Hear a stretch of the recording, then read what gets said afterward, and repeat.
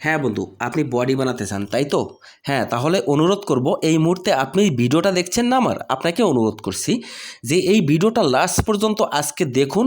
তারপরে বুঝবেন যে বডি কেন হচ্ছে না আপনার। বডি বানাতে না আসলে পায়ের ব্যায়াম যারা না করে তাদের কিন্তু কখনো বডি হয় না।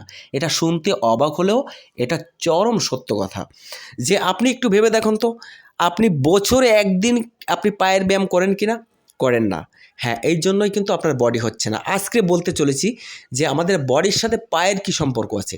বড় একটা সম্পর্ক আছে আমাদের বডির সাথে, আমাদের পায়ের। পায়ের সাথে বডির। দ্রুত বডি গ্রোথ করতে চাইলে আপনাকে পায়ের ব্যায়াম বাধ্যতামূলক করা লাগবে। হ্যাঁ, এই জন্য বলছি ভিডিওটা একদমই স্কিপ করবেন না। লাস্ট পর্যন্ত একটু তো সময়, আপনি লাস্ট পর্যন্ত এই ভিডিওটা দেখুন, তাহলে অনেক কিছু বুঝতে পারবেন। দেখেন বন্ধুরা, আমি সরাসরি একটা কথা বলি। আমাদের শরীরে একটা হরমোন আছে, গ্রোথ হরমোন। এই হরমোনটার নাম হচ্ছে টেস্টোস্টেরন হরমোন। আমাদের বডিটা গ্রোথ হচ্ছে না, এই হরমোন লেভেলটা খুবই কম। আপনার শরীরে খুবই কম এই লেভেলটা, যার কারণে কিন্তু আপনার বডিটা দ্রুতভাবে গ্রোথ হতে পারছে না। আপনার বডি হবে যদি নাকি এই টেস্টোস্টেরন হরমোনটাকে আপনি বুস্ট করতে পারেন। তাহলে বুস্ট করতে গেলে আমাদের কি করা দরকার?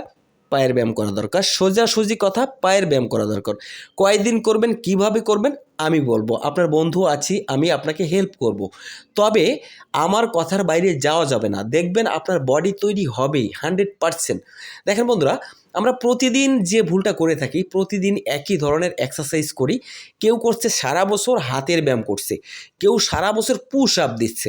আসলে টেস্টোস্টেরন হরমোন বাড়ে যে ব্যায়ামটা করলে, এই ব্যায়ামটাই কেউ জানে না এবং করতেও চায় না।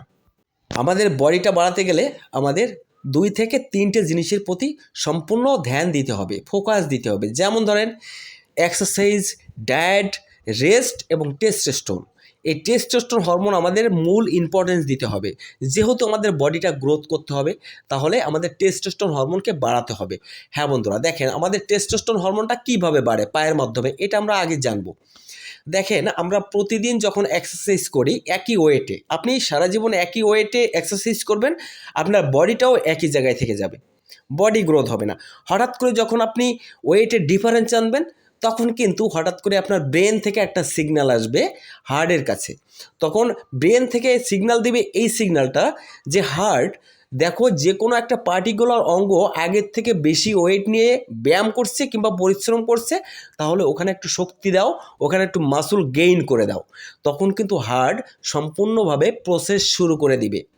এইভাবেই কিন্তু হয়। দেখেন, ওই যে আপনি একই ওয়েটে সারা বছর ব্যায়াম করছেন, আপনার কিন্তু এখন আর গায়ে ব্যথা হচ্ছে না। আপনাকে কিন্তু এখন গায়ে ব্যথা বানাতে হবে। আপনি যদি ব্যায়াম করে গায়ে ব্যথা বানাতে না পারেন, তাহলে আপনার বডি হবে না। সোজা কথা। আপনি প্রত্যেক মাসে, প্রত্যেক সপ্তাহে আপনাকে গায়ে ব্যথা বানাতে হবে। আপনি যদি মাসল ফাইবারগুলো ভাঙতে না পারেন শরীরের ভিতরে, আমরা যখন এক্সারসাইজ করি তখন কিন্তু মাসল ফাইবারগুলো ছোটো ছোটো ক্ষত হয়, যেগুলো দেখা যায় না, মাইক্রো লেভেল আকারে। এই ক্ষতগুলো যখন হয় তখন কিন্তু আমাদের শরীরে পেইন হয়, ব্যথা হয়। এই ব্যথা যদি আপনি বানাতে পারেন, তারপরে আপনি ব্যথা বানাচ্ছেন, মাসলগুলো ফেটে যাচ্ছে ভিতর থেকে, এবার রিকভারি হবে খাদ্য খেলে। তখন যদি টেস্টোস্টেরন হরমোনটা একটু বাড়াতে পারেন শরীরের, তখন শরীরটা কিন্তু দ্রুতভাবে গ্রোথ হবে। এই জন্য কী করতে হবে? আপনাকে সপ্তাহে 2 দিন আপনাকে পায়ের ব্যায়াম করতে হবে। এই পায়ের ব্যায়াম যখন করবেন, তখন কিন্তু আপনার অতিরিক্ত পরিশ্রম হবে। আর একটু বেশি পরিশ্রম না করলে কিন্তু আপনার শরীরে টেস্টোস্টেরন হরমোন লেভেল কখনোই বাড়বে না। এবার টেস্টোস্টেরন হরমোন লেভেল কীভাবে বাড়ে? দেখেন, আমরা পায়ের মাসল, আমরা যদি পায়ের মাসলের ব্যায়াম না করি, আমি কোনো ক্লু দেখাচ্ছি না, সরাসরি বলছি পায়ের ব্যায়াম আপনাকে করতে হবে। এই পায়ের মাধ্যম থেকে কিন্তু আমাদের টেস্টোস্টেরন হরমোনটা শরীরে বুস্ট হয় পায়ের ব্যায়ামের মাধ্যমে। পায়ের ব্যায়াম করবেন না, আপনার টেস্টোস্টেরন হরমোনটা বুস্ট হবে না, হালকা হালকা করে বাড়বে। আর আপনি পায়ের ব্যায়াম যদি সপ্তাহে 2 থেকে 3 দিন করেন, তাহলে দ্রুত হারে আপনার হরমোনটা রিলিজ হবে।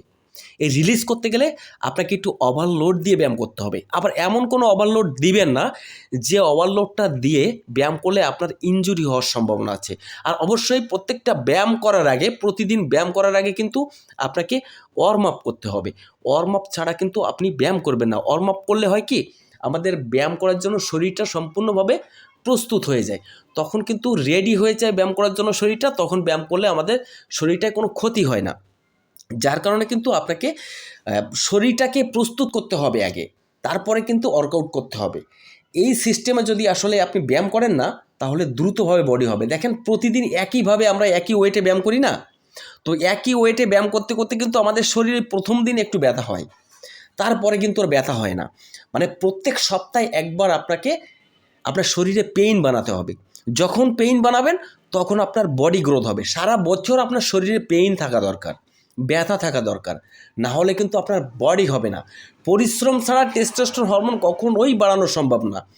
আপনি যদি সত্যি বডি বানাতে চান, তাহলে আমার এই কথাগুলো আপনাকে শোনা দরকার।